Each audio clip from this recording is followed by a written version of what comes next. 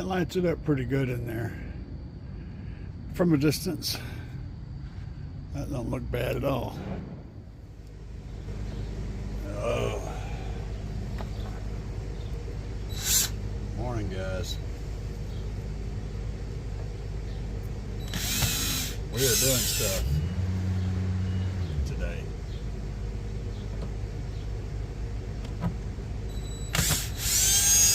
Gonna be putting in lights inside here, and I'm also redoing screws on subwoofers with some better screws.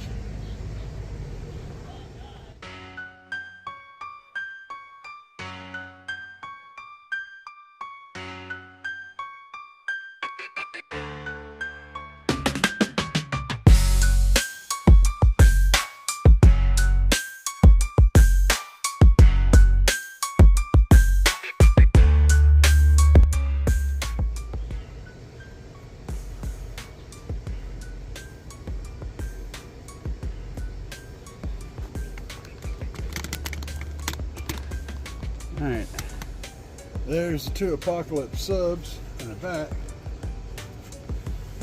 Looking real pretty. Still just fine. Everything's hunky-dory.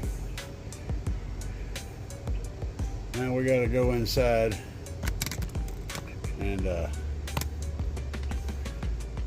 start figuring out. So inside the box, supposed to go, you guys can see that there's quite a bit of meat up here. This is a solid box. And this is two separate chambers, one on each side. But in here I have that wire and that wire. Those run to the outside. They used to run power in here for the subs, but they're going to be running my lights, as I have access to them outside. So I just need to clean it up and connect lights, and can't really do that and hold the camera, so you guys will have to just imagine what's happening in there.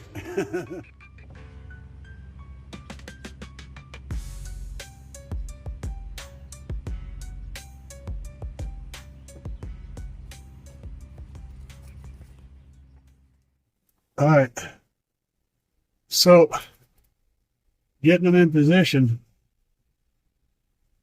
what I do is I reach in here inside the surround all the way around, and I feel for that edge, and if I can feel it, I know I'm too close to that side, so I can screw it over a little bit. I've already got these positioned. And of course, the optimal way is to have like a cutout, and then so that you can just set it straight down in like a recess, but I don't have one of those, so we're going to go with what we got. I got the wires on this end hooked up just to make sure everything is reaching. The other ones will reach too. Yeah. So I'm using 225 deck screws because when I pulled those other ones out, I broke several on both subs. Literally broke them.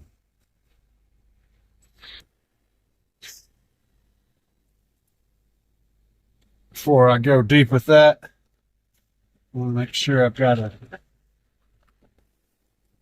screws on both sides.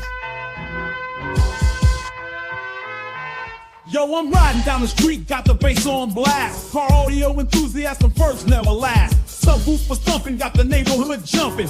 In the world of sound, I'm always pumping. Car audio enthusiast, that's my game. Heated frequencies, no two sound the same. From the highs to the lows, mid-range in between. My car sound system is a music machine.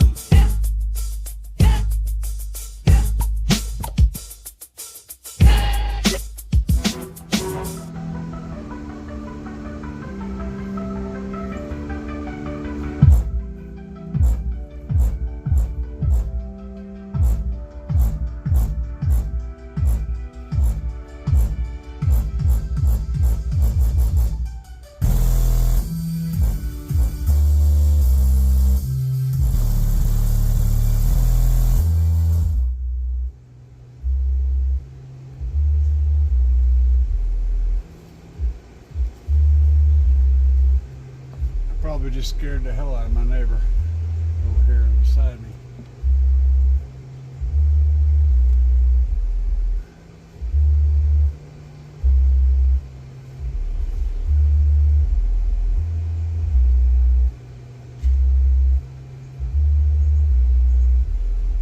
I think we're jamming, guys.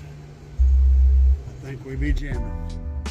Well, it's dark outside, and the light lights it up pretty good in there. From a distance, that don't look bad at all. Pretty cool. The only thing is, you can see wires in there, and there really wasn't anywhere I could put them. It's really hard for me to get in there and do anything. There's a few wires in there, as you can see. But what's cool is, I didn't realize this was happening, but the bracing where it's been routed out reflects that light so much that it looks almost like a neon bar running through there. So that's actually pretty cool. Not too bad.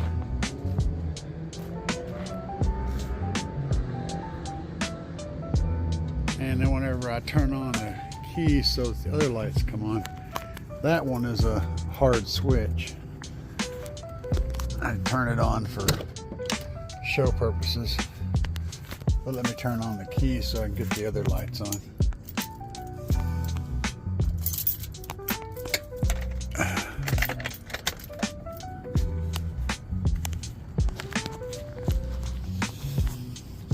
You can see how much light they put off. So that lights it up back here a lot. Those are always on whenever the key's on. And that's the same signal that powers the amps on and powers the aftermarket alternator, the one wire.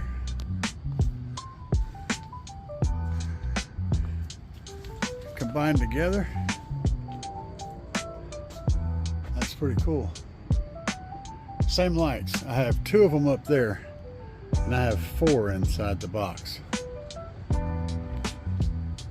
But inside the box is black, so there's nothing for it to reflect off of. These guys are they put off a lot of light. It's more just directional, so you see how much it is here. You go to getting underneath it, and it gets much, much brighter. And these are shooting up. So when you get in the right spot, you can see they're bright. But what they're bouncing off of up under there is black, so it's absorbing all the light. The only thing in there that's not black is that board that the light's bouncing off of, which kind of has an interesting effect. So I don't know. It is what it is. But at least there's light in there. And the subs are bolted down properly now with the broke screws out of the way. And I had broke 3 screws on this one were broke and 2 screws on this one were broke. So there's a lot of bounciness going on, which is why I knew I had an issue. I saw it in one of my videos. I saw the sub shimmying, and I was like, uh-oh, I need to get in there. But the other ones were fine. It was just these 2 back ones that had some issues. But they are all firmly bolted down now, and we are golden in that. And I just got my new inspection sticker today. So we're gonna get her tagged, get that tag. Well, it's still tagged. It ain't like out of date or anything, but it's getting close. This is the last month. We're gonna get that all updated a couple days. So yeah, that's what she looks like in the back. I love how the backs of the subs line up almost perfectly with the back of the seat. It looks like it was made to go there, which it was. These things are awesome, guys. These are some awesome subs. And I was telling one of my guys I could play the subs for several minutes, and then, or for like 10 minutes. And I can reach with my finger in here. I can get in there and touch the voice coil. Y'all can't see it, but I can reach right through here and just rub the coil with my finger. And I can put my finger on the coil and just keep it there after playing like 10 minutes or more. And they just don't get hot. These subs never get hot. Good times all around. Anyway, I wanted to get you guys some night shots. Show you what it all looks like when it's lit up. Let's turn off the overhead lights again.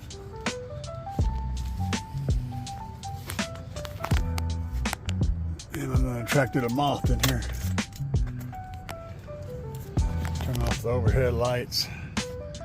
Just the box lights on. No side mirror lights. Those things are intense, man. I don't even need backup lights. Those things are bright as hell. So there's just the interior lights on again. Yeah, it looks pretty good. Those things are so bright, those mirror lights. They put out, man, they really give you a lot to back up with. But yeah, what do y'all think? Let me know in the comments what you think about it. I know the wires are going to drive me bat crazy, but yeah, it is what it is. Anyway, there you go.